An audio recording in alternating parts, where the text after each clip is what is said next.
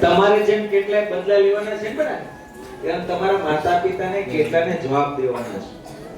એટલે દીર્ઘ દ્રષ્ટિ રાખો. તમે જે અપમાન સહન કરો છો એના કરતા તમારા માતા પિતાએ કેટલું સહન કર્યું છે એમના અને તમારા બંનેના બદલા કરશો ને એટલે સીધું જ મોટા અધિકારી બનવાનું સપનું નીકળશે.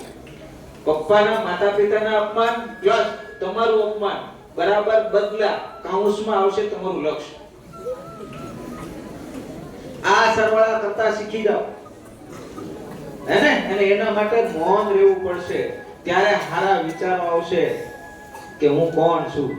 અને એકવાર આ થઈ ગયું પછી આ જોયું તમે તમારા પપ્પાની સાથે કેવી ફૂલાઈ જાય. ફોનમાં તો આઈપીએસ બની ગયો કે તો કે જાવ છું કે બોલો મમ્મી એના પછી ક્યાં જાવ છે કે બોલો ચૌહાણ ને બોલવા કે હું આઈપીએસ ના બાપ અરે તું બાજુ તારી વાર છે જોઈ.